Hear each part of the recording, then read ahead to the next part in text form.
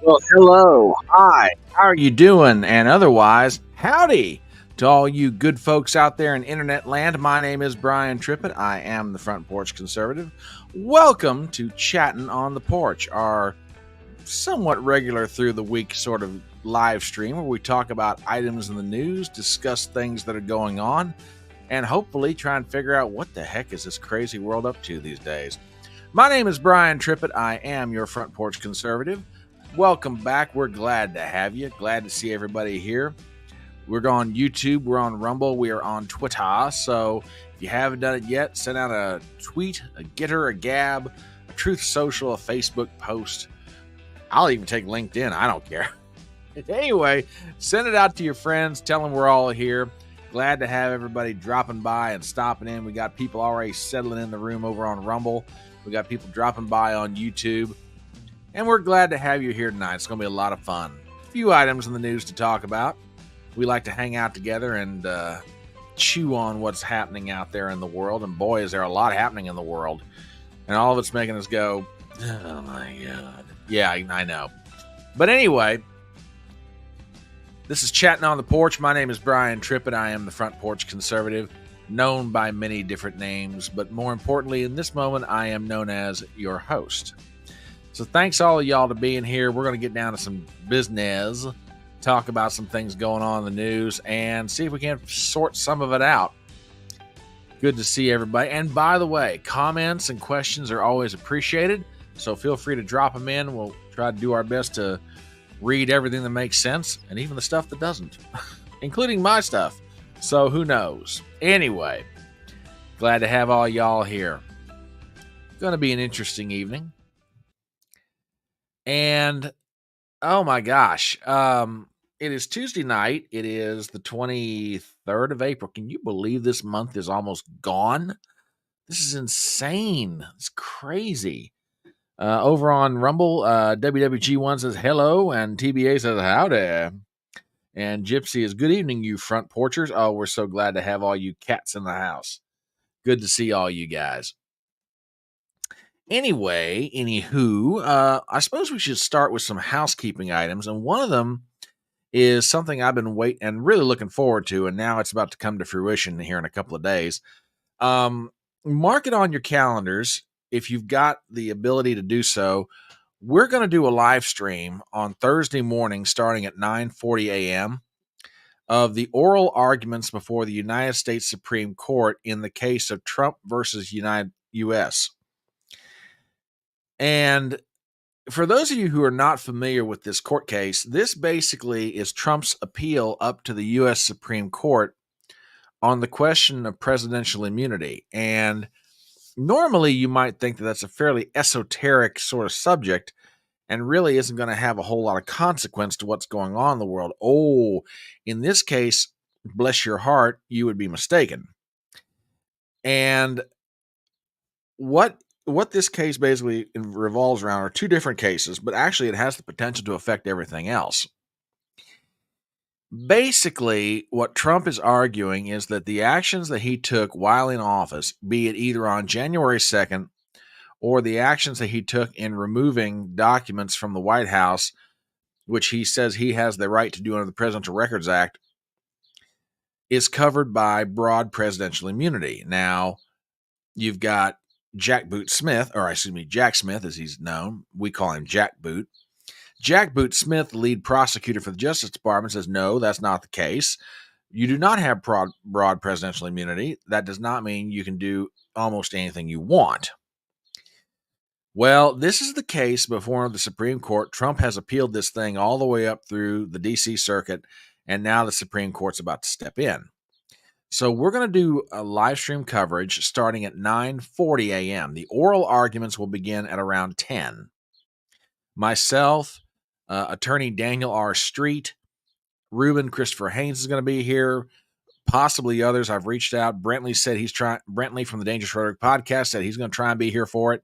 So please mark it on your calendars. This Thursday morning, 9:40 a.m., we're going to do live stream coverage and analysis of Trump versus U.S., the presidential immunity case. And depending on how this is ruled upon, it has the potential to affect all four cases going against Donald Trump right now in the varying jurisdictions around the country. Yes, TBA, it is 9:40 this Thursday morning, April 25th. That is correct. This Thursday morning, 9:40 a.m. The oral arguments before the Supreme Court will start at 10 a.m. But as if y'all been around my channel long enough, you know that a lot of us like to give commentary before and after, and that's what we're going to do. Yeah, and well, at this point, Marshawn is not allowing him out of the courtroom, so it's just going to be Trump's lawyers. So, as far as I know, Trump is stuck in New York City while this is going on, and that's to me just utterly ridiculous. Utterly ridiculous. But yeah, mark it on your calendars. This Thursday morning, 9:40 a.m. on my channel. We'll be on YouTube. We'll be on Rumble. We'll be on Twitter. And the oral arguments before the Supreme Court will start at 10 a.m. They usually run an hour, maybe an hour and a half. And then we'll do some analysis afterwards. So I'm thinking that we're going to be done at the latest by 12:30. And I realize not everybody can stay for the whole thing. I get it. But if you've got the ability and you want to be there, spread the word. We will do our best to advertise, but every time you guys advertise something, it just helps a ton. So I've already put it out on my Twitter page and a few other places around social media. So if you find it, feel free to move it along yourselves. We'd love to have as many people there as we possibly can. So that is by one way of housekeeping items. Now, as far as things going on in the news,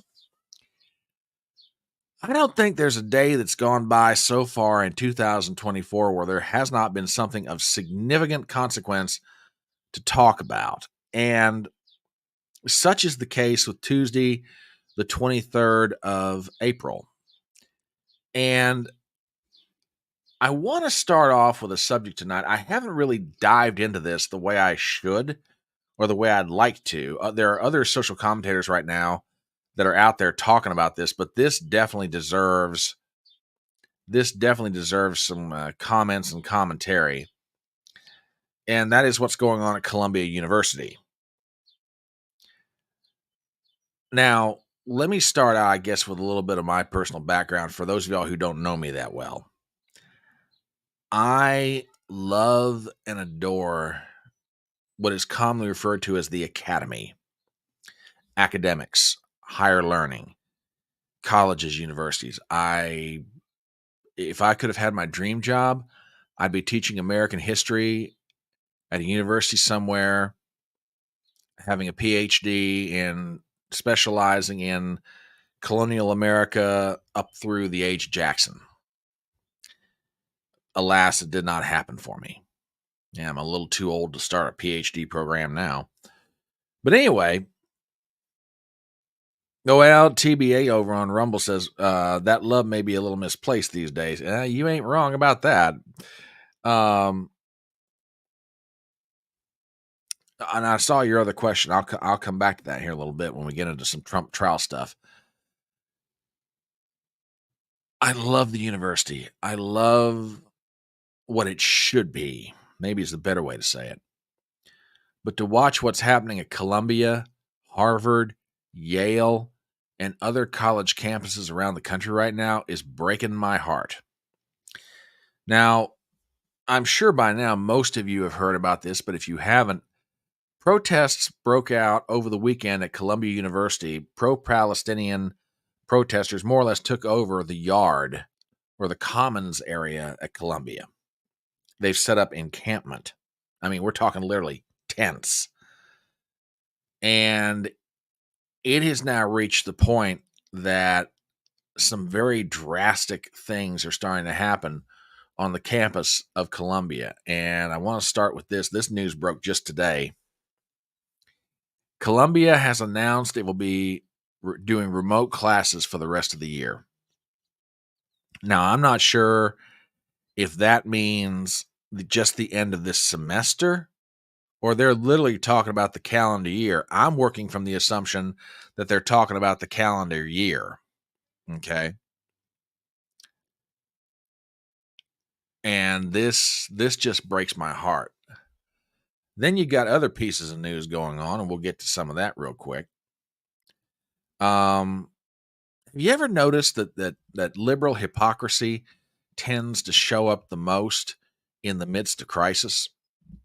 How many people on the left have heard walls don't work? Well, and Leanne, it may be just for the end of the semester. It may be. I mean, and the semester wouldn't last that much longer. I mean, it's the tail end of April now, and maybe they're talking about to the end of May.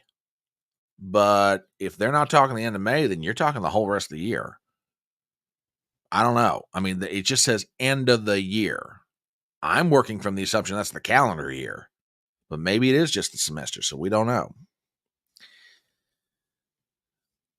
But hey, how many people, to get back to what I was saying a minute ago, how many people out there have always heard people on the left say, walls don't work? I can't believe that you crazy America First MAGA people are wanting to put up a big wall all the way across the southern border, yada, yada, yada. This is terrible. I can't believe you're doing this. Well, what do y'all want to guess is happening up at Columbia right now? Check this out.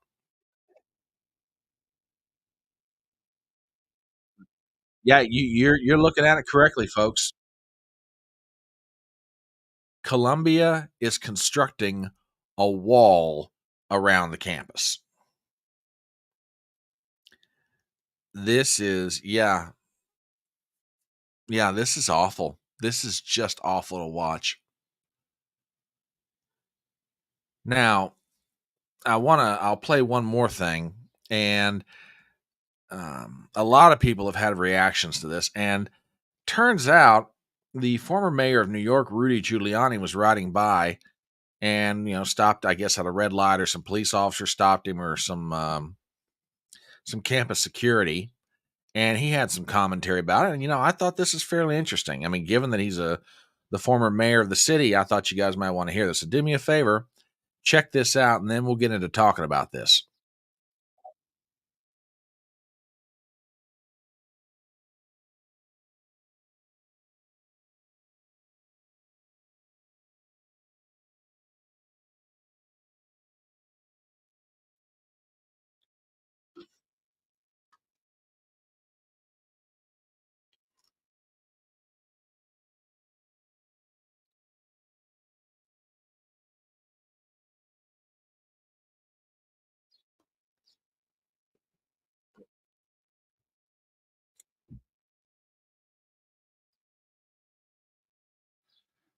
Well,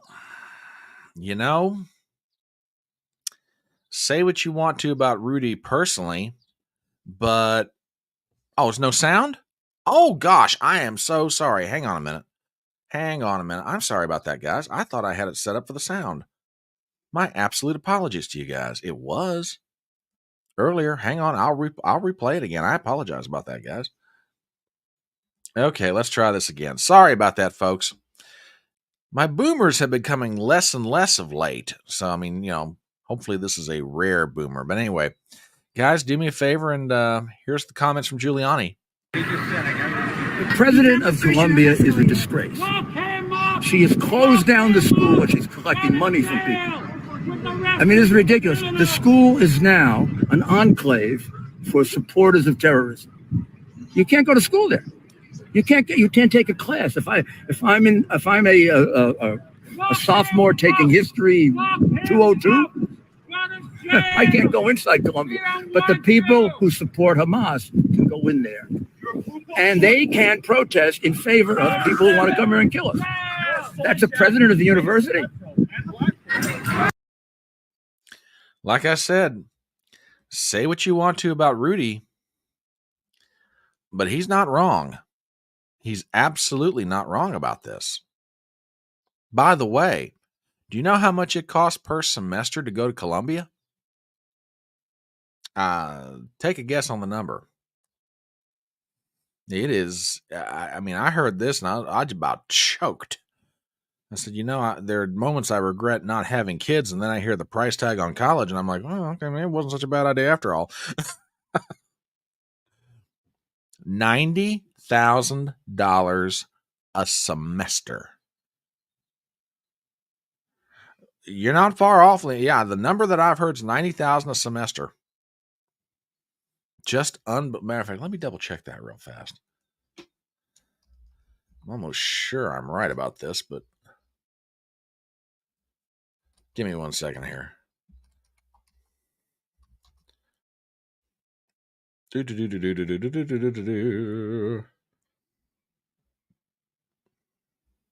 Oh, okay, I'm sorry. I stand corrected. 70,000. No, it's 70,000 a year. 70,000 a year. I've heard 70,000 and I've heard 90,000. So anywhere between 70 to 90,000. 90,000. Oh my goodness. What? Oh my word. Hello. How are you? Welcome, Miss Harris. Or would you prefer to be called Beth? Now, entirely up to you. I just saw that Perth, Western Australia. I'm like, holy cow. Got a lady from down under. Glad to have you here. Welcome to the Electronic Front Porch. We are a lively bunch. And if you stick around long enough, we serve online margaritas, compliments of Leanne here. So but yeah, welcome from Perth, Australia. Beth is fine. Okay, we're gonna go with Beth. That's good to have you here. Glad to have you here, and feel free to jump in with commentary and comments. Just the only rule I've got is just be respectful to each other. You can agree and disagree, and you can be as passionate in your disagreements as you want to, but just my only rule, just be nice to each other. I mean, you can take whatever shots at the host you want. I don't care, but just be nice to your fellow chat roomers. And good evening, Professor. You know what? Hey, I'm gonna hang on a second. I'm gonna do something real fast because I since you're in the room, I'm gonna. If you're not able to do this, I get it. But dude, I'm gonna throw you a link right now because I am dying to get your take on something, or at least talk about this Columbia thing. And if you can't do it, that's fine. That's perfectly fine. But yeah, I mean, I wouldn't mind at all to get what you want to say about this. I just threw you the link, Christian. If you can't do it or you don't want to do it, that's fine. But given that that you are the one of the okay, never mind. You're out having dinner. No problem, dude. Don't worry about it. Yeah, I'd love to get your take on this thing because given both of our loves of the Academy, okay, all right, yeah, just let me know when you want to come on because I'd love to get your take on this because this and other things are happening around campus right now are just, for me, just breaking the heart. And I guess I want to get into some commentary on this now.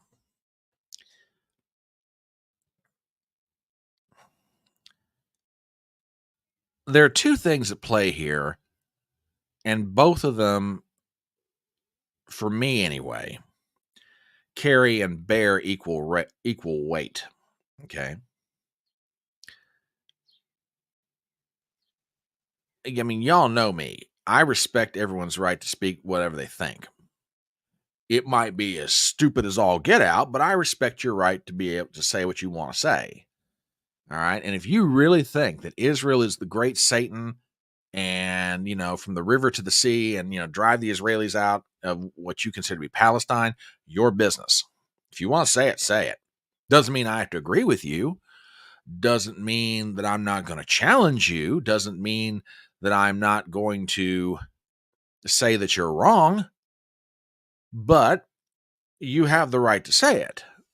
I guess I take up Voltaire's great line, I will fight to the death for your right to say what you want. So there's that on one side of it. On the other side of it is the right, and more particularly the responsibility, of a university's administration to create a safe environment, not only where people can speak, but where they can learn.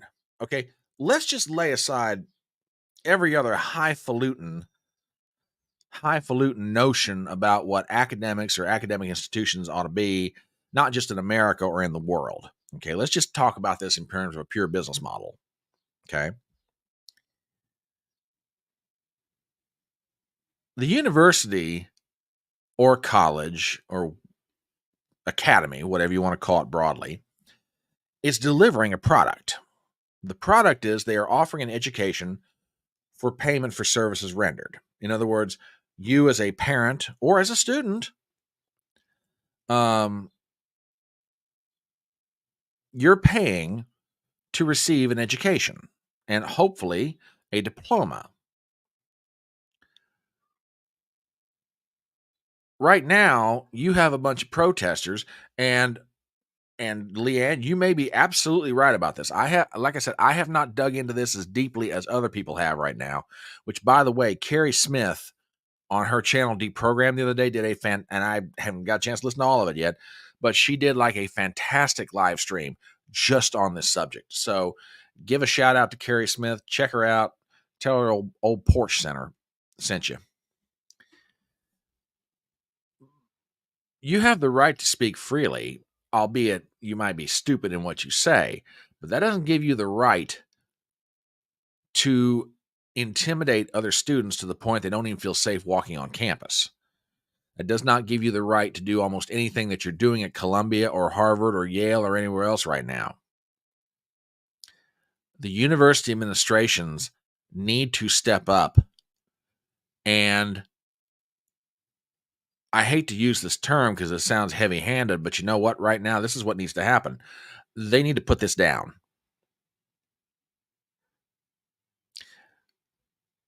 This needs to be brought to a halt. WWG1 over on Rumble says free speech is one thing, prohibiting the free movement of others is a crime. Daggone straight. I don't disagree with that at all. TBA says, I thought intimidation was akin to harassment, therefore illegal too. And you're not wrong. See, this is my thing. If you want to say something that's stupid, that's your business. That doesn't give you the right to start intimidating or harassing people or creating an unsafe environment, or worse yet, going out and committing violence on campus. You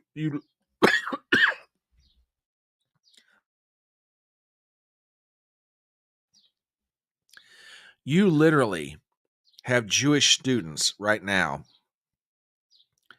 who do not feel safe walking on campus. Hell, for that matter, you got Palestinian students that don't feel safe walking on campus. Okay? And what's the university's administration at Columbia doing?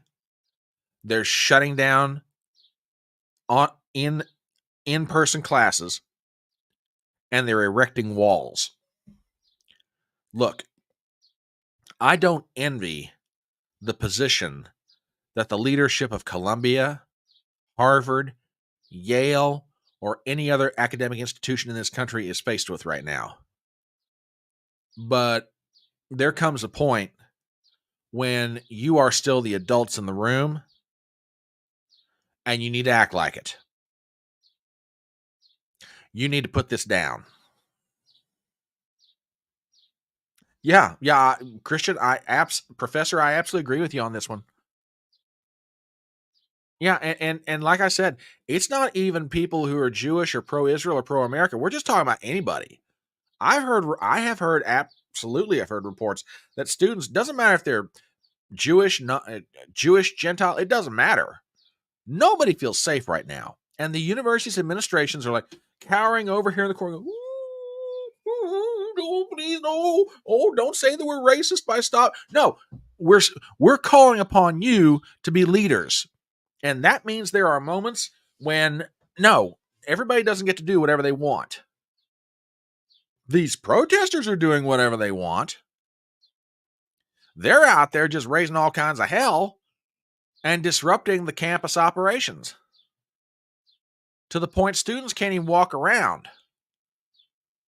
When you have to shut down in-person classes because of stuff like this, oh, no, you got a major problem here. You got a major problem. And that leads to an article that I found just this evening, and I want to read through this because the writer is, under normal circumstances, really good, and when he's on one of these subjects, he's great. This is from Spiked Online. Well, I say that with dramatic flair, and then I screwed it up. There we go. Hang on. There we go. This is from Spiked Online. Headline: the title of the article: "A Howl of Rage Against Civilization.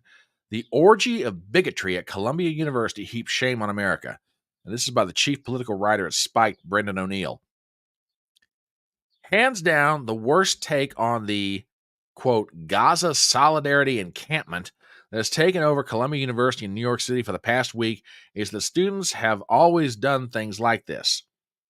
Students have forever occupied buildings and quads to make a political point. Now, on that, he's not necessarily wrong. That kind of stuff has happened in the past, going all the way back to the 60s, okay? But let's continue. Students have long agitated against war. Students often find themselves in the grips of passionate, radical intensity. Look at the Vietnam era, says every columnist in Christendom, as if the Gaza camp were just another explosion of youthful anti-imperialism. The willful naivete of this take is unforgivable at this point. To liken Columbia's strange, seething, quote, pro-Palestine camp to earlier campus uprisings against militarism is to gloss over what is new here. It is to whitewash the profoundly unsettling nature of this rage of the privileged against the world's only Jewish nation, until someone can point me to instances of those 60s anti-war kids hurling racist invective at minority groups and demanding the wholesale destruction of a small state overseas. I'll be giving their Gaza camp commentary a wide berth. The camp might look and sound like student politics as normal, with its juvenile bluster, megaphone to virtue, and occasional appearance of pitiable university officials warning campers of suspicion. But scratch the radical surface and you'll swiftly find an ugly underbelly of reactionary cries and even outright racism. No sooner had the students erected their tent city, quote, for Palestine last Wednesday, than it became a magnet for genocidal dreaming about the erasure of Israel and plain old bigotry against Jews. Columbia has rang out with cries of, we don't want no two states, we want all of it. You don't need to be an expert in Middle East affairs to decipher this demand. It's a sick call to seize the entirety of Israel. All of it. And create a new state more in keeping with the Islamophobic yearnings of both privileged Westerners and radical Islamists. Their longing for Israel's erasure was made even clearer in a follow-up chant, we don't want no two states, we want 48. That is, 1948, a time when the modern state of Israel didn't exist yet. They want a world without Israel. They want to lay waste to the national home of the Jews. This isn't anti-imperialism. It is an imperious demand by the privileged of the West for the eradication of a small state that they hate. These people bleat about Israel's, quote, ethnic cleansing in Gaza, yet it is ethnic cleansing that they themselves desire. As Democrat Congressman Richie Torres said of this chant, quote, turning back the clock to 1948 means wiping Israel off the map. For months, Israelophobes have insisted that their slogan, from the river to the sea, Palestine will be free, is not a call to erase Israel. We can now all see through that lie. We want all of it rips the mask off their fake anti-war posturing and reveals the nuclear-level loathing for the Jewish state that lurks beneath. Unsurprising, such feverish hatred for the Jewish nation can morph with startling speed into open loathing for the Jewish people. We've seen this around the Columbia camp. When counter-protesters turned up waving the Israeli flag, one of the pro-Palestinian agitators cried, uncultured-ass bitches, go back to Europe. The Jews were taunted with yells of go back to Poland. Not content with cleansing the Middle East of Jews, some also want to cleanse America of these, quote, problematic people. It's fascistic hate masquerading as anti-militarism. Indeed, the anti-militarist mask has well and truly come off this movement. The Columbia camp makes clear as day that Israel haters want more war, not less. Burn Tel Aviv to the ground, some bigots chanted. Go, Hamas, we love you, said others. Nothing better captures the crisis of Western civilization than this vision of trust-funded, gender-fluid, blue-haired kids singing the praises of a movement that would hurl them from the top floor of a window given half a chance. In one especially nauseating incident, A white girl in a Kiev was seen holding a placard with an arrow saying, Al-Qassam's next targets, referring to the Al-Qassam Brigades, the military wing of Hamas. The placard's arrow was pointed toward Jewish students waving the Israeli flag. Shorter version, Hamas, please kill these people. How swiftly the anti-fascists became fascists. Media elite sympathizers with Colombia's Gaza camp claim those pro-Hamas cries, these demands for the obliteration of Israel and the hanging of the target signs around the necks of Jews, are rare occurrences in an otherwise peaceful protest. Plus, it's mostly outsiders doing this stuff, they say. I call bullshit. If you create a space in which anti-Semites feel comfortable, so comfortable that they're happy to openly glorify Hamas's cosmic racist violence, then that's on you. What's more, the insistence that it's only a few voices celebrating October 7th, just a handful of agitators who are cheering the grape, kidnap, and murder of Jews, is desperate, bordering on the sick. That there are any such voices in and around one of the highest seats of learning in modern America should be viewed as unsettling in the extreme. Anyone who cares about the future of academia, for the future of the West, should be alarmed that at Columbia, the College of Alexander Hamilton, of Amelia Earhart, of Barack Obama, people have been heard saying to Jews, October 7th is going to be every day for you. President Biden is right. This is blatant anti-Semitism. We need to be honest about what is happening at Columbia. This is solidarity with a pogrom. It is sympathy for fascism. It is privileged leftists getting a cheap moral kick from a mass act of racist violence against Jews that is catastrophically mistaken for a blow against imperialism. It is the socialism of fools. More than that, it is a howl of rage against civilization.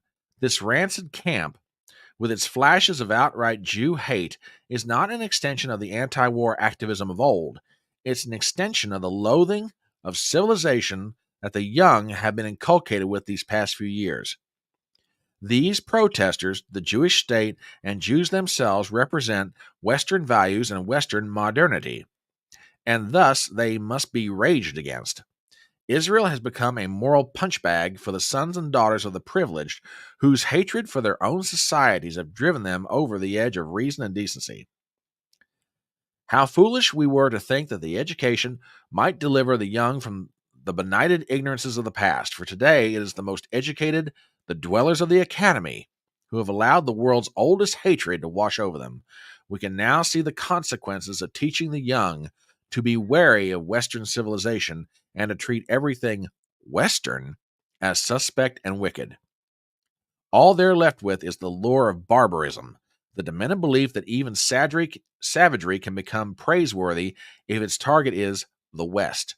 If events at Columbia do not wake us up to this crisis of civilization, nothing will. That is a fantastic piece. I don't know about you guys, but that's good. I'm going to drop that in chat, and feel free to read this at your convenience. I found that this evening, and I'm like, holy cow, this is good stuff. Really good stuff. There we go. Yeah. Oh, absolutely. I mean, Beth, if you were on an American college campus right now like Columbia, honey, bless your heart, I'd be scared to death for you. I would. You know, over on Rumble, WWG1 says that could have been written during World War II. Absolutely. Absolutely. TBA says Columbia University has ever been a communist enclave. The academy has produced these petty tyrants, and now they have to deal with them. And that gets to something else, and we may as well get into this discussion. I've been talking about in the political context that the Democrat Party is now having to deal with the monster that they have, if not created, that they have encouraged. And by the way, the Pennsylvania primary is tonight. Guys, just watch the Democrat primary. That's all I'm saying. But we've been talking about, I've been talking about for the longest time now, that Joe Biden and the Democrat Party in general are now having to deal with a very nasty consequence to all their actions, and that is, yeah, they're having to deal with, this pro-Palestinian wing of the Democrat Party that's absolutely making life miserable for them.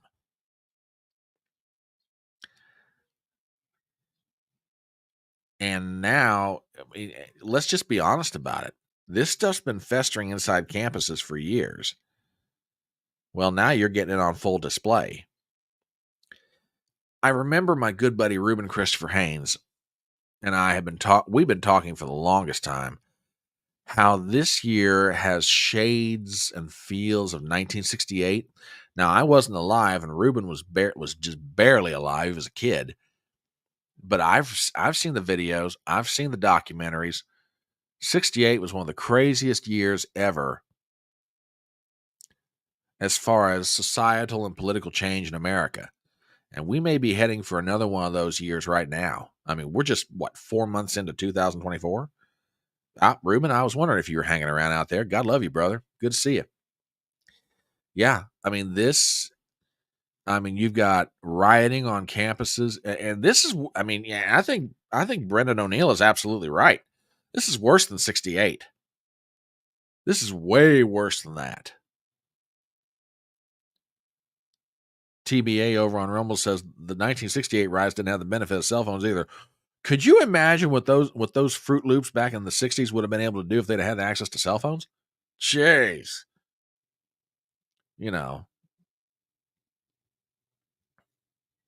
Universities have been teaching leftist ideology for decades. This is the most recent, quote, outrage.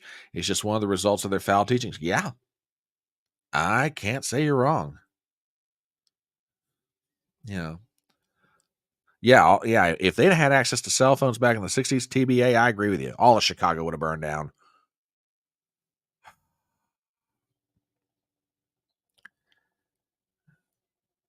Guys, pray for our country. Pray for our leadership, even though you may not agree with them.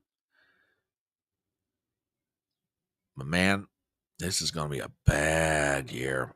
And this is just one more evidence of it.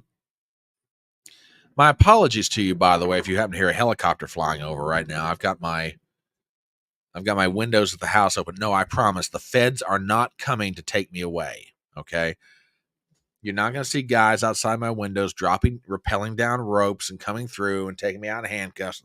That's not happening. It just so happens that near where I live is a hospital and they have a helipad. So it's not uncommon at all to hear helicopters going through across my neighborhood. TBA asks, isn't the Democrat National Convention? Yes, it is, actually. It is in Chicago this year. It is absolutely in Chicago. AM6169, glad to have you here. And yeah, pray for some clarity and sanity, because right now we need a whole bunch of it. But frankly, I don't know where this ends at Columbia right now. I mean, I know what the university's administration is doing, but to me, this doesn't stop your problem. I tell you what, let me do this. How long do you think those walls are going to last? How long do you think those walls are going to last keeping pro-Palestinian protesters out of the yard in Columbia? They're not even going to last one night. They'll either burn them down or they'll tear them down. And yeah, WWG1, I am glad I don't live in a big city right now. Believe me. I am very glad TBA says about 30 minutes. I agree. They won't make it through the night. They will tear them down. It would, you know what? I'm going to make a prediction, and I really pray that I am wrong. It would not surprise me at all to see these pro-Palestinian protesters take over the university's administration buildings. It really wouldn't.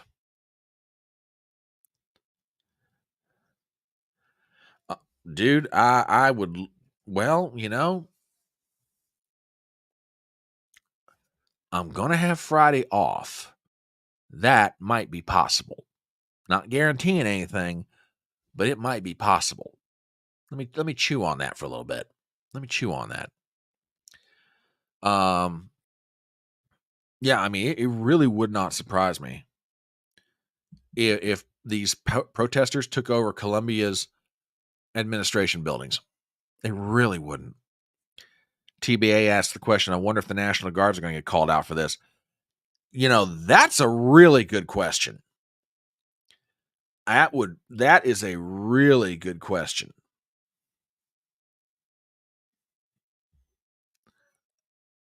I don't know. I should they? Yeah. Yeah. Uh-oh. Oh, I hadn't heard about this yet. Oh my goodness. Oh my goodness.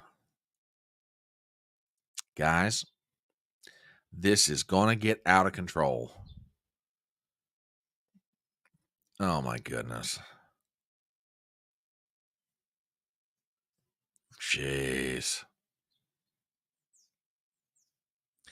This is just absolutely scary.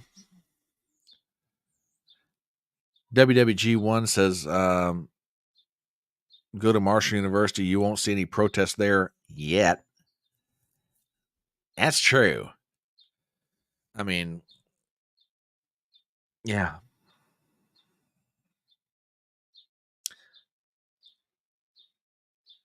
TBA says, not sure the folks at Marshall would put up with much of that nonsense. Probably not. I don't know about the administration, but daggone, I know the students aren't going to put up with it. And there are a few professors that might help them out. Not that I'm encouraging anything. Don't get me wrong. Oh, yeah. TBA, I think you're right. He's over on Rumble, TBA, saying, can you say Kent State? Oh, God, I hope you're wrong. I know what you're saying, but I really hope we're not headed for the same thing. For those of y'all that don't remember Kent State, have you ever heard the expression or heard a line from a song called Four Dead in Ohio? It was a song by Crosby, Stills, and Nash back in the 60s and early 70s. It talked about the massacre at Kent State. 4 dead in Ohio. Yeah. Yeah. Absolutely. Very true. So, yeah, let's keep an eye on what's going on in Columbia because that's just some truly frightening stuff. Truly frightening. Well, let's see what else goes on in the news. Well, let me do a real quick commercial since we're about the quarter of the hour. My name is Brian Trippett. I am the Front Porch Conservative. This is Chattin on the Porch. If you just happen to stop by, we got quite a few people over on Rumble, on Twitter, and YouTube. Glad to have you here tonight. We're just hanging out talking about what's going on in the news. If you've never been here before, and we have our first Australian that I'm aware of, Miss Beth. She's stopping in from Perth. Glad to have you here. And if you don't want to answer this question, that's cool. But I'd love to know, how'd you come across our little gathering? And, is this your first time here? Because I try to, on a regular basis, remember names of people who are here or commenting or chatting. But, I don't remember you being here. Don't get me wrong. But we're glad to have you here. So Beth is making what may be her first appearance from down under. And she says she runs a homeschool support group, teaches art, basic Hebrew, and music to mom. Oh, cool. Very cool. Oh,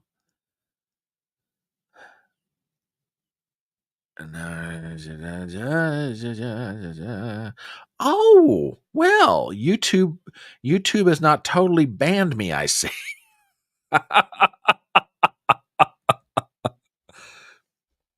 And WWG1 wants to know if Beth is going to look, if Leanne's going to serve the drinks, would Beth be willing to serve up the Vegemite sandwiches? You know what? Before it's all over with, when you come in here, you're going to have a virtual virtual food and drink thing going on. That's great. That's great. Yeah, Beth, we're glad to have you here, dear. Absolutely glad to have you. And you're welcome back here anytime that we're hanging out together. We got, yep, Indian cheese. Lutch is a good dude. He is a good dude. Love him to death. Don't agree with him on everything, but love him to death. But yeah, Cincinnati, Ohio. Do you know how many clips of old school Cincinnati Reds games come up in my YouTube feed? When I say old school, I'm talking about the 70s, the really good Reds teams. Sorry, folks, I had a little baseball reference there, but I'll tell you what, let's shift gears a little bit since we've now done the commercial. And let's talk about some Trump trial news. So, as you all are aware, the former president of the United States, Mr. Trump, is up in New York on trial over a supposed campaign finance violation. Oh, wait, no, it's hush money trial. No, it's we don't even know what to call this trial.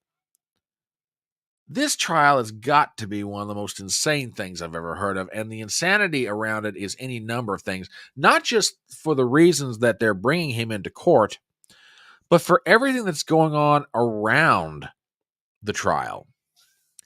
Now, just to get you guys up to speed, if you haven't been aware of what's going on, currently, among other problems that Mr. Trump has right now, is there is a gag order on him imposed by Judge Juan Marchand, who's presiding over the trial.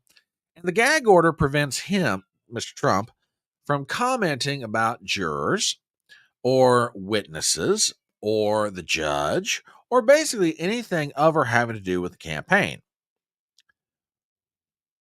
Well, Trump being Trump, he went out to Truth Social and he not only posted some things on his own, but he reposted some items.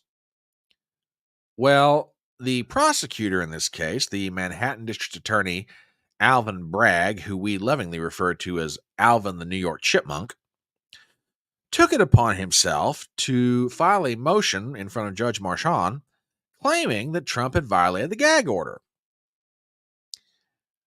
Well, today they held a hearing about the whole thing, and apparently it got quite spicy. We go to the pages of Breitbart.com. Gag order hearing. Judge Juan Marchand rages at Trump's lawyer, quote, "You are losing all credibility," end of quote. Article by Wendell Hughesbow, we have the following. New York Supreme Court Justice Juan Marchand appeared to show his dark side during a Tuesday gag order hearing concerning former President Trump. Marchand held the hearing to determine if Trump allegedly violated the, quote, unconstitutional gag order. Reading further, the gag order prevents Trump from making public comments about witnesses participating in the trial, counsel other than the Manhattan District Attorney Alvin Bragg, quote, members of the court staff and the district attorney staff, or family members of any counsel or staff member if those statements are made with the intent to materially interfere with counsel, staff, or work on this case.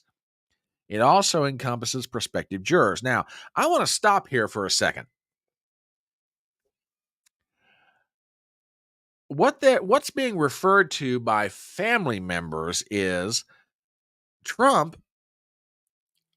rightfully in my book, pointed out the fact that Judge Marchand's daughter works for a fundraising firm in Chicago that raises money for Democrat candidates. And Judge Marchand's daughter has raised about $90 million for people like Adam Schiff or Kamala Harris or other Democrat candidates, and she's making money off of this trial, not just for her clients, but obviously for herself, and she just happens to be the daughter of the judge. Well, when Trump pointed this out, the gag order that was already in place got expanded. So Trump can't even point out anything related to all this stuff, to the point, and then this is just one person, Joe Neerman, a.k.a. Good Logic on YouTube, filed a suit to ungag him, and Joe's already been knocked down once on this. He's going to appeal this up to a 3-judge panel because this is insane. Now, think about this for just 1 second. We'll continue reading this article in just a minute. Think about this for 1 second, okay? Michael Cohen can go on TV on MSNBC or CNN or whatever, disreputable, rag will have him run his mouth about Trump, the trial, his political opinions, everything else, yet Trump can't say anything about Cohen. Stormy Daniels can go on places like The View or be interviewed by, Anderson Cooper at CNN or anybody else. She can say whatever she wants about Trump. Trump can't say anything about it. How does any of this make sense? So, Alvin the New York Chipmunk files a motion in front of Judge Marchand. He's violating the gag order. You got to do something about this, Judge. You got to do something about this. Well, they get into court today and they start doing something about it. So let's go back to that article from Breitbart. We'll find out what happened. Again, this is from Wendell Hughesbo, who, by the way, you need to follow that cat because he's a fabulous writer and a great reporter. During arguments, Marchand appeared to provide the prosecution with sufficient time to persuade him that Trump allegedly violated his order. But when it came time for Trump's attorney, Todd Blanchet, and I'm giving him some French on that one, to argue for the defense, Marchand grew impatient and fiery, according to court reporters, which, by the way, that's one very negatively unique thing about judicial proceedings in the state of New York. They don't allow cameras in. They'll allow reporters, but no live cameras. You cannot see what's going on, much like the federal bench. But anyway, back to the article. Blanchet argued that Trump's reposting of an article on Truth Social was not a violation of the gag order. Marchand asked what case law supports this argument. Quote, I don't have any case law to support that, but it's just common sense, Your Honor, Blanche said. Marchand asked how reposting was any different than posting. Where does it say that? Give me the case law, Marchand said. Your Honor, there's... Blanchet said before being interrupted, let me ask you, when something is reposted, how does it get into your client's Truth Social account, he asked. Marchand then asked Blanche to explain if Trump believed he was not violating the gag order when he reposted the truths. I'd like to hear that, Marchand exclaimed. Blanchet tried to explain, but Marchand said, Blanchet, you're losing all credibility. I have to tell you right now, you're losing all credibility with this court. The New York Times provided color about the exchange. Marchand, now calmer, is all but pleading with Blanchet to make a more substantive argument to back up the idea that repost should not be subject to the gag order. I hate to keep coming back to this, but you're not offering me anything to support your argument, the judge says. Marchand repeatedly pushed Todd Blanchet to clarify his arguments, only to have Blanchet deny that he was saying what he seemed to be saying. Trump is very lucky that the jurors are not here for this. Marchand is really dressing Blanchet down. You have presented nothing, Marchand told Blanchet. Marchand said he would not rule from the bench on the gag order. Okay. I don't have case law, but, and I've got to give credit where it's due. I've got to give credit to Robert Barnes because he pointed out something that the judge either is forgetting or he's not remembering or deliberately ignoring. Hello, Welsh. By the way, folks, if you're not following this young man right here, do it. One of the best interviewers in the world. This young man is outside the United States. He is in New Zealand. Let me tell you something. He does a fantastic interview. If you're not subbed to the Welsh Republic podcast channel, do it. He is a good dude. I will happily endorse him. There is something that the judge is either forgetting or he's deliberately ignoring. And this comes from Robert Barnes. I cannot take credit for this one, but I've got to give him credit for this. Now, folks, I want you to stop and think about something.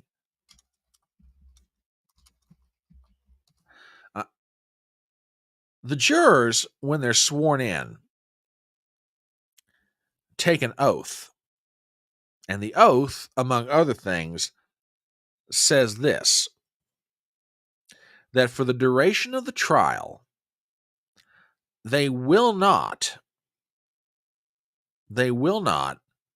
read anything or be influenced by anything beyond the evidence that is presented to them and the arguments that are made.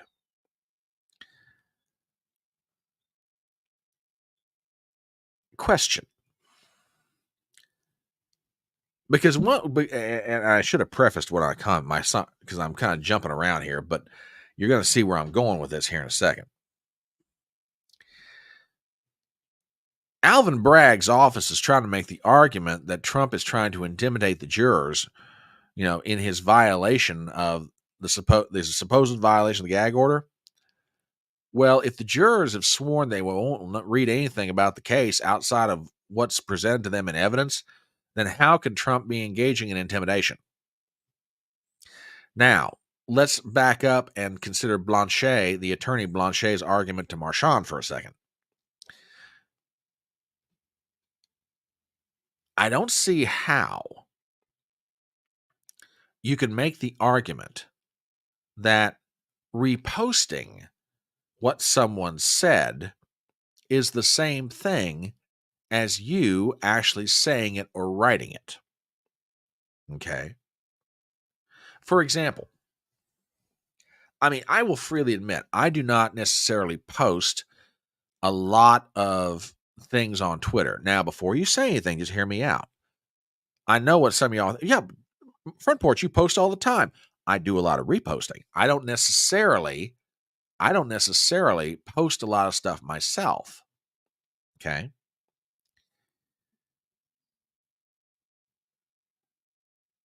Now, let me ask you this. When I repost something, am I saying that content, or am I simply forwarding it on and letting other people do with it whatever they want? No, I'm not saying it. I'm simply forwarding it on. And now, I know what someone's going to come out. Oh, you're just trying to come up with an argument for Trump. That's not the case. For example, one of those examples that Alvin Bragg and his people are using in front of Judge Marchand is that Trump reposted something that Jesse Waters said either on Twitter or it may have been on Truth Social itself. Okay. Talking about the jury and the trial and everything else. Jesse Waters was giving his opinion. Trump just re-truthed it or retweeted, for lack of a better way of saying it. Alvin Bragg's office saying, "Hey, you can't do that. That's a violation of the gag order." Blah, blah, blah, blah, blah, blah. Ruben nails it. You're simply sharing or informing. You're not saying it yourself. You can't violate something that you didn't actually say. And it boggles the mind. Yeah, retweeted it. That's all he did. That's all he did. Nothing else.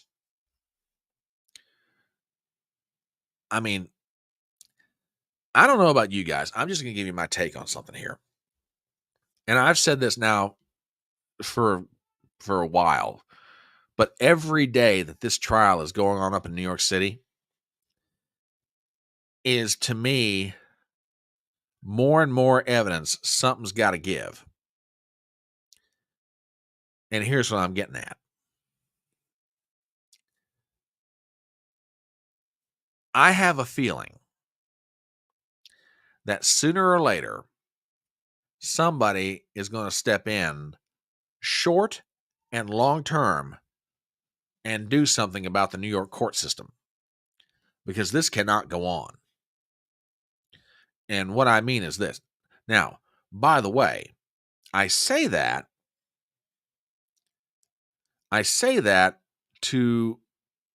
with an understanding. If an intervention is done here, please do not think that it's being done on behalf of Donald Trump or because somebody likes Donald Trump. If there are reforms that happen in the New York State Judiciary and the New York City Judiciary, it's going to be because the powers that be up there realize, look, we cannot let this kind of crazy go on because this is drawing way too much attention to ourselves here. And, you know, we got to get this thing. We got to get this thing reined in. That's why I think it will happen. Not necessarily because, somebody has a road to Damascus moment and realizes, oh crap, we're being stupid here. They're going to be like, no, oh crap, we're being stupid. We're drawing attention to ourselves and we won't be able to keep on doing what we're normally used to doing, or we're not going to be able to keep on doing business the way we've been doing it if people start realizing we're as corrupt as we are. So we got to rein some people in here. Now, do I think that's the best motivation for judicial reform? Heck no. Absolutely not. Okay. But don't be shocked if short and long term, some of what happens up here gets cleaned up. Now, it might very well be that the cleaning up is somehow federal in nature to some degree. I don't know. We'll see. Wouldn't surprise me if that happened either. But yeah, well, TBA says they're way beyond drawing too much attention. And you might be right. TBA, you might absolutely be right. New York State and New York City may be way past the point of, okay, guys, let's kind of keep this on the down low. If we're going to screw Trump here, let's screw him quietly, okay? Oh, no. You may be absolutely right. They may be past that point. But if they're not past that point, then look for somebody or somebodies to try to start reining this thing in. And I think we've got a new person here tonight. Another new person. Go for Big Guy 911. First of all, howdy. Glad to have you. After being in law enforcement for 9+ years and seeing the ins and outs of our system, I have to say I'm truly ashamed of what's going on in this country. It's starting to get bad. And now, don't tell me where you're from. Don't tell me where you're from. But are you shocked when you hear reports out of New York City of officers who cannot wait to either get to their 20-year so they can put in for retirement, or the fact that they're retiring early? Are you shocked by that? And like I say, you don't have to tell me where you're from. I don't want you doxing yourself. That's perfectly fine. I respect your privacy. But if you've been in law enforcement, are you surprised when you're hearing reports like that coming out of NYC? And like I say, welcome. If this is your very first session being on the electronic porch, glad to have you. Absolutely glad to have you. And I hope you come back on a regular basis. And sub to the channel if you're not subbed already. Daggone it. No. I'm not shocked. I'm not shocked in the slightest. So as it stands right now on this question about the gag order, Marshawn has taken it under advisement. So yeah, we'll see where this goes. Now, there were other things that happened. WWG1 says, session, what is this, therapy? Well, believe it or not, this is its own form of therapy. I mean, look, I can't speak for you guys. I can just speak for me, okay? This is my form of therapy. Me looking into a camera and talking with you guys and getting y'all's take on stuff is my form of therapy. Because if I were just watching or reading the news and had no way to just let out what I'm thinking, I would probably lose what little bit of my mind I've got left. Okay. So believe it or not, you guys are my form of therapy, to which most of you are sitting out there thinking, oh God, if we're your shrinks, you're really crazy. Maybe I am. You never know. So there were other things that happened in New York City today in regard to the Trump trial. And Reuters, to their credit, has a really good feed going right now, talking about the ins and outs of the trial. Okay. Well, Minnesota Suburban Sheriff's Office. Every member of my academy class now retired jump ship. I don't know if you worked in Minneapolis during 2020, but dude, I would love to sit down and talk with you sometime because I bet you got some stories about the summer of 2020. Um,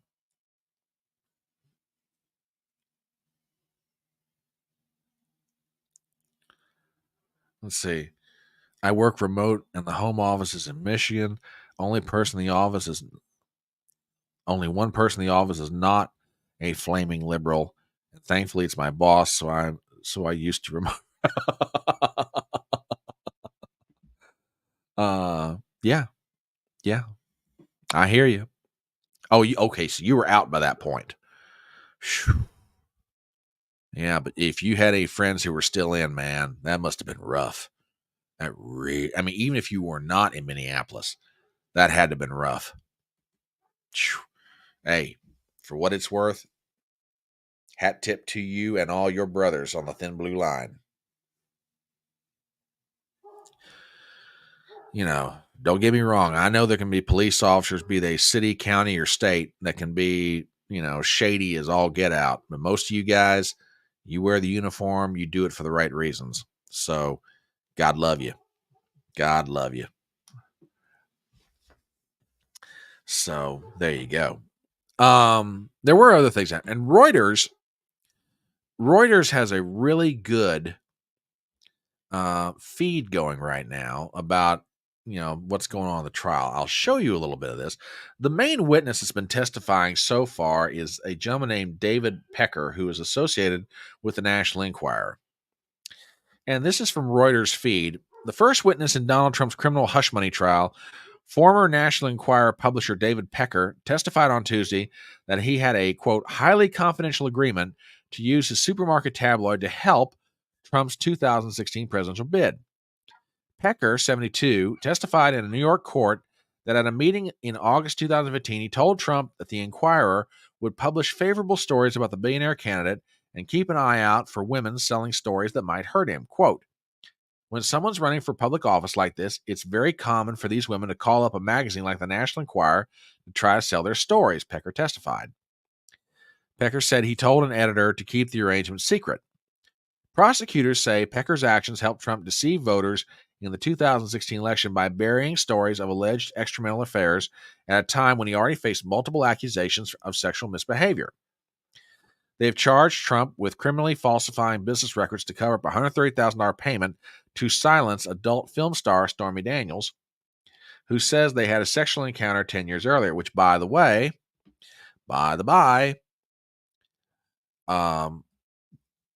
Stormy Daniels has written a letter that was from some years ago where she said, look, I denied it in 2010, I denied it in 2011, I denied it in 2016, and I'm not denying it because of anything else other than the fact that we never had the affair. So, I mean, yeah, you're right. That gentleman has a very unfortunate name. I am doing my best as a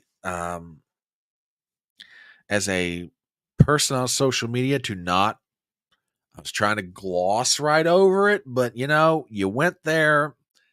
Yeah, I would be. That's like a boy named Sue. Okay, that's when you go down to the courthouse and you change your name.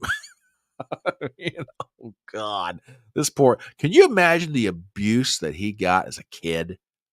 The jokes that were made. Hey, Pecker, get over here. Kind of being kind of short, aren't you? You're kind of being a short pecker, aren't you? Oh, the jokes must have been awful when he was growing up. Terrible.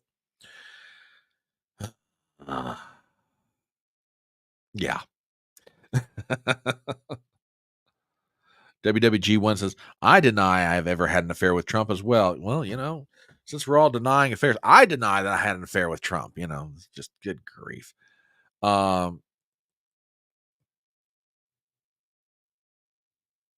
Oh, here's a great question. And you know what? If it's a crime for a politician to lie to the public before or during an election, when do you start locking everybody up? But the worst part about it, I mean, I want everybody to think about this for a second, okay? Let's just stop and think about this. Donald Trump did not make this payment to Stormy Daniels. Michael Cohen did. Okay? Michael Cohen turned this into the Trump organization, and the Trump organization paid him, okay, for his time and legal fees. They paid him a pretty good amount of money. All right? What Trump is being charged with, now I want you guys to think about this. Think about how crazy this is. Trump is being charged with campaign finance violation because Alvin Bragg is trying to make the argument that the mislabeling of the payment, which, by the way, under New York law, is a misdemeanor. Okay?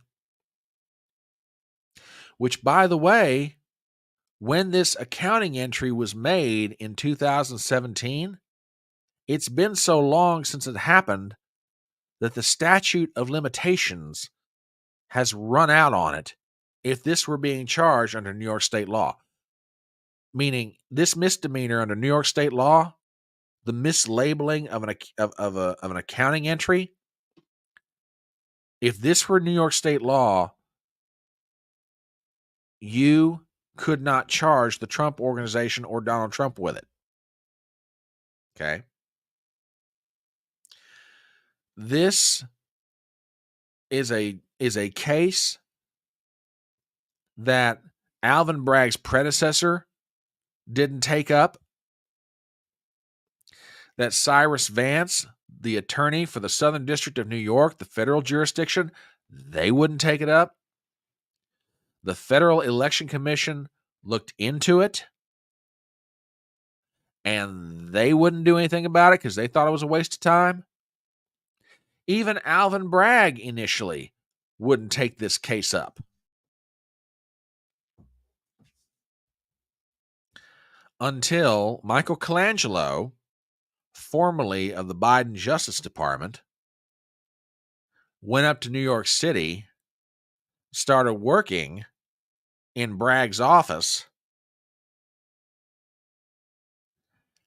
and put together this Frankenstein's monster of a case.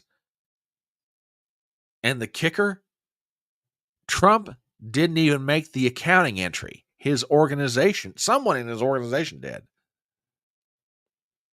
I mean, Trump's hands are so far off of this thing.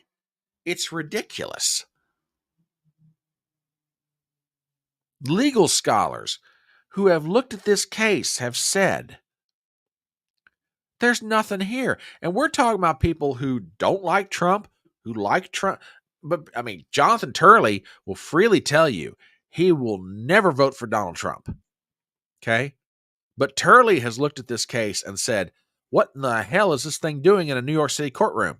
He said, this thing's a joke. It's a sham.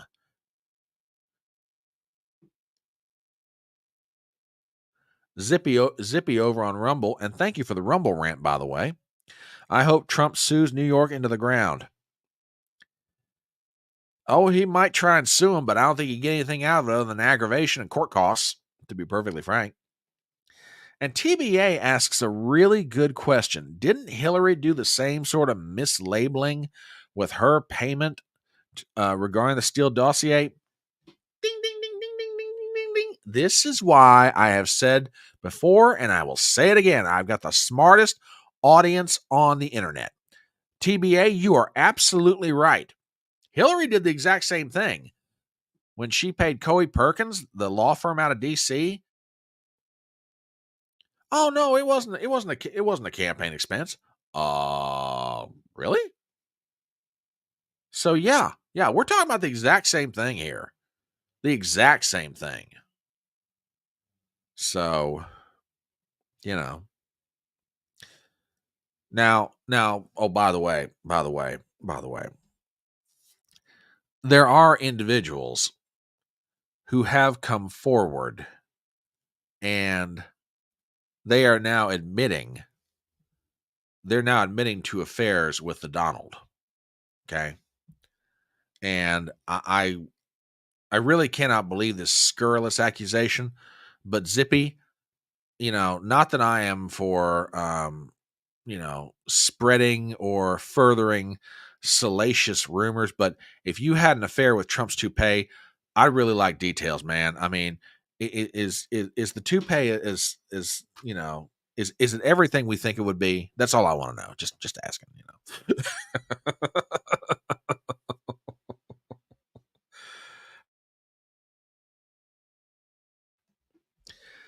I must have missed seeing Hillary on trial for felony charges against her, said TBA. Nope, you didn't miss anything because she was never charged. But Trump's charged. I mean, yeah, it's just, it's, it's amazing. It is just amazing. But because it's in New York City, in Manhattan, in a place where 80% of the people voted for Joe Biden, in front of a judge that is not going to cut Trump and his people an ounce of slack, there's a very good chance that Donald Trump is found guilty on this thing. It just boggles the mind. Just WWG1 says, didn't the Donald bring in some of Clinton's accusers into one of the debates with Hillary? And that is actually true. That is absolutely true. It was the second debate, and it was just after the Billy Bush tape got released. And Steve Bannon, who was working for the campaign, they were trying to figure out what to do. And Bannon said, I got a real good idea. You want to neutralize this? He went out and got a hold of Paula Jones, Juanita Broderick, and what was the very first one? And I can see her, Jennifer Flowers. Got a hold of the three of them and put them right on the very front row.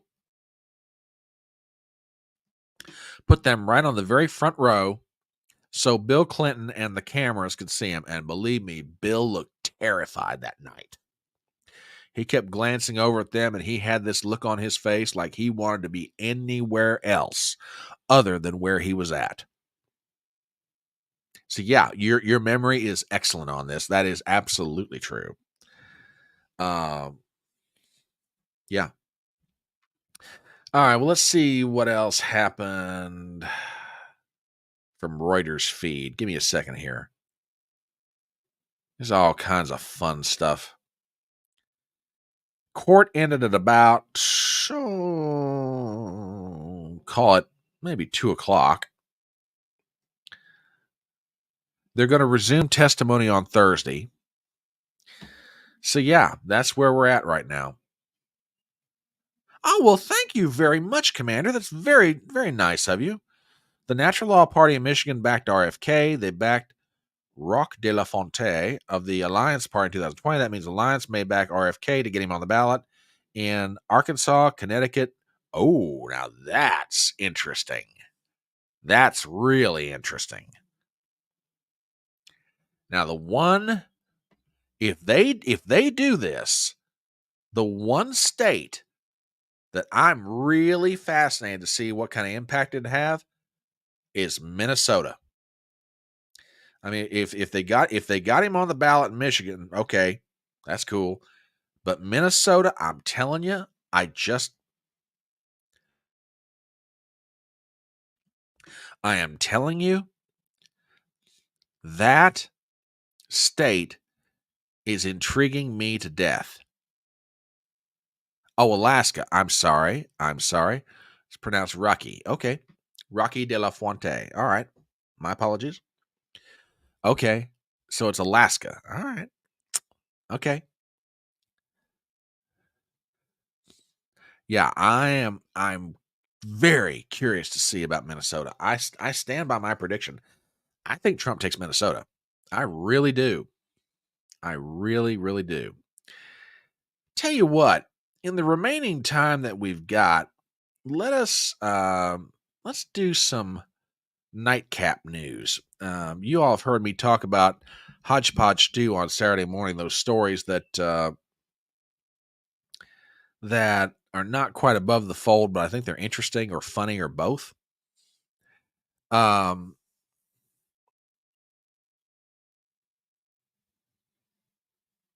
Rush Limbaugh didn't have a cough button he knew how to use properly. Thank you. I appreciate that. Appreciate that. Let's talk about some nightcap news. I mentioned earlier that that the Pennsylvania primaries tonight, and I'm not sure what time. Just out of curiosity, does anybody know what time the polls close? I don't have it in front of me right off the top of my head. I'm thinking it's either they have closed or they're going to close at 9:00. But either way, check this out. Faces uncommitted ballot test in the Pennsylvania Democrat primary. Article by Nick Gilbertson. Joe Biden faces another uncommitted ballot test Tuesday as more than 500,000 voters, including other key swing states, have already cast protest votes against him in Democrat nominating contests across the country. The Democratic Socialists of America helped a larger coalition in leading an uncommitted effort in Pennsylvania in the build-up to Tuesday's primary.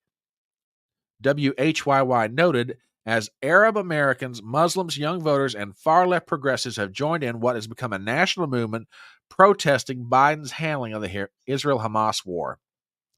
The movement is threatening Biden's re-election odds, as it remains to be seen how many of those voters he can win back, especially as some say they will never vote for him again.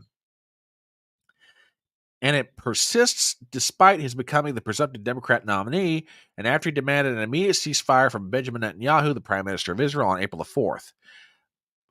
Days after nearly 50,000 unrestricted voted against him in the Wisconsin primary. Keep your eyes on this, folks. I am telling you right now, this is going to come back to haunt him. I am telling you right now it will. Let's see what else is going on. Well, by the by, did you guys see what happened to Alec Baldwin the other day? Now, don't get me wrong. I think Alec Baldwin is I would not sit down and have drinks with him if invited to do so. Okay? I don't particularly like Alec Baldwin. I don't think he's much of a human being, to be perfectly honest with you. And at this point, even though I'm giving him the presumption of innocence, let me tell you something. If this dude is not convicted of manslaughter at a minimum, I'm going to be shocked. Put to you that way. Like I said, he's got the presumption of innocence, but it will not surprise me at all if that cat winds up doing time. Really wouldn't.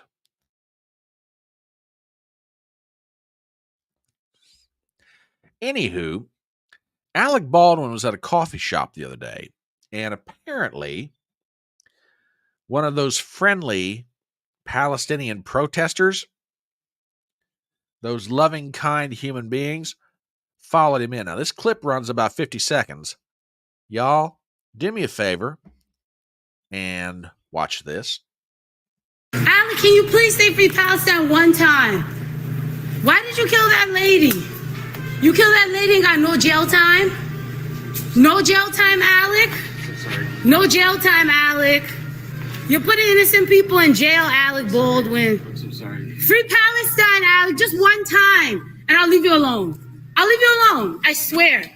Just say free Palestine one time. One time. One time. Call the police. One time, Alec. You know he's a criminal. You know he's a fucking criminal. Come on, Alec. Just say free Palestine one time. One time. Just one time, please. And I'll leave you alone. Free Palestine. Fuck Israel. Fuck Zionism. Please say it. One time. Mary, could you do me one quick favor? Alec, can Now, like I say, as a general rule of thumb, I don't like Alec Baldwin. Okay. And I will give him credit. I really will in this case. Okay. He did his best to keep his cool and keep this thing calm. He really did. He even is trying to motion this Fruit Loop out. You can see him waving his arm, saying, kind of like, come on, let's go. You're not going to quit until you follow me, so come on. He's trying to get her out. He's trying to get the woman out of the place. He's actually trying to do something respectful for the business owner or for the poor store, the poor kid behind the counter. And the poor kid's coming out there trying to do something about it. He's not having much luck. Hang on. Daggone pollen's getting to me, I think. Sorry. But Alec...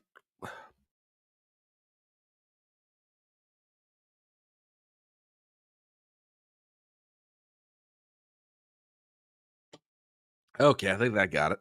Whew, sorry. TBA says hairballs. I don't have any cats. No cats, no dogs. Of course, my hair is getting a little long, but I didn't think it was getting that long.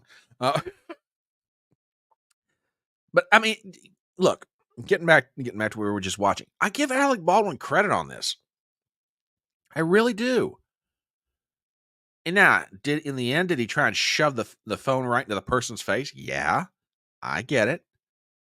That's not right. But I mean, honestly, he's just trying to like neutralize this thing for the benefit of the patrons there, the poor kid who's working behind the counter. You know,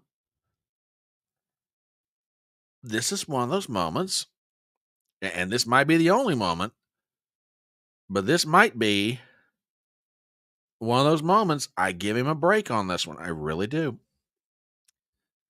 So yeah, that was from Eric Hunley's page.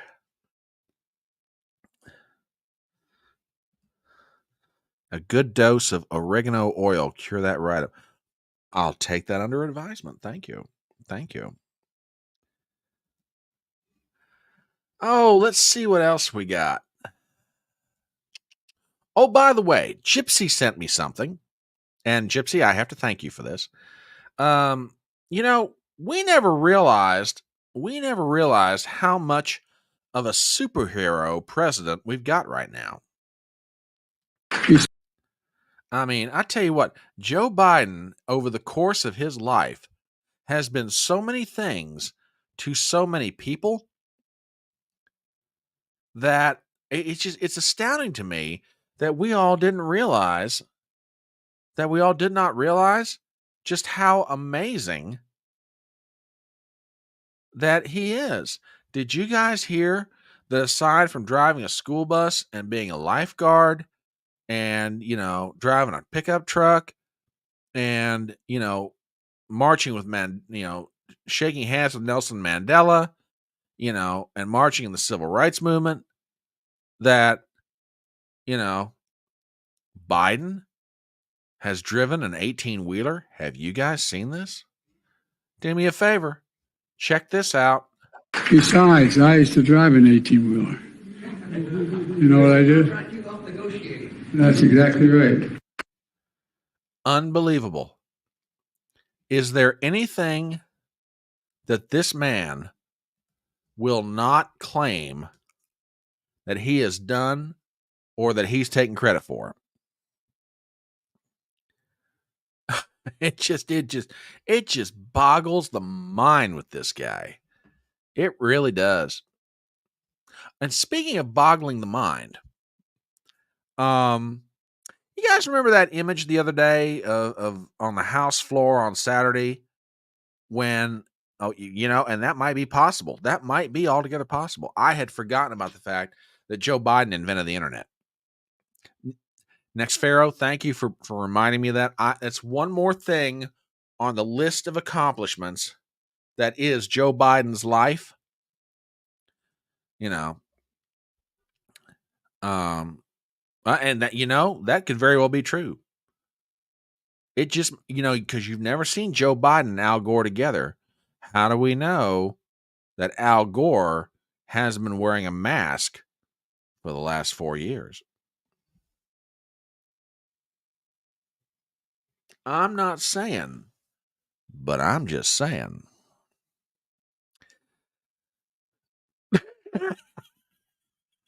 Oh my God. If Joe Biden, this is great. If Joe Biden does this, wow. Holy cow. Anyway, woo, man. Oh, are they going on right now? Ooh. Hang on a minute, people. Y'all talk amongst yourselves for a second here. I got to do something real fast. Christian, I didn't think that the Pennsylvania polls had closed at this point. Hang on. Let's see what's going on.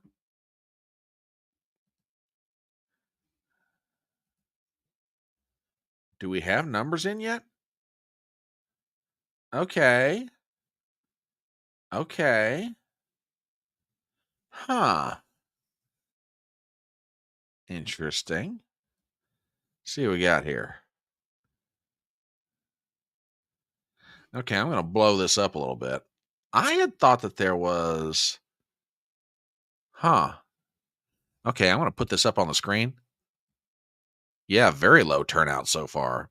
This is with 30% in. Joe's doing better than I thought he would, to be perfectly honest.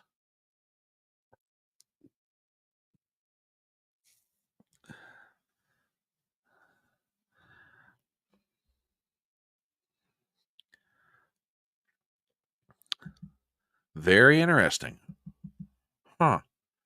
Christian, thank you for pointing that out. I didn't realize the polls had closed yet, but do a little thinking about this. Very interesting. Very interesting. Anyway, getting back to what you remember the other day on the floor of the U.S. House when all those Ukrainian flags were flying around, and you heard about Congresswoman Anna Paulina Luna from Florida saying, "Get those damn flags off the floor."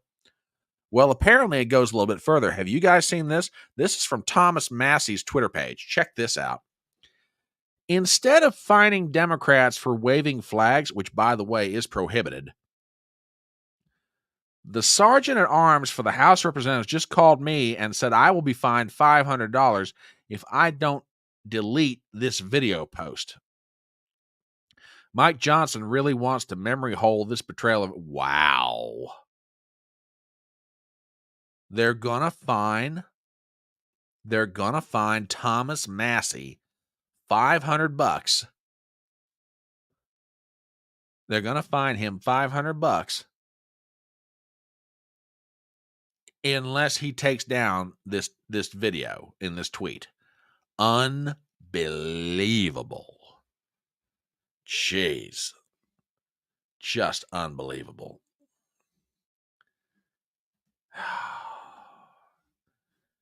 Extraordinary. It is just extraordinary. Incredible. Well, folks, I tell you what. It is about 8:30, and I'm gonna put a lid on it.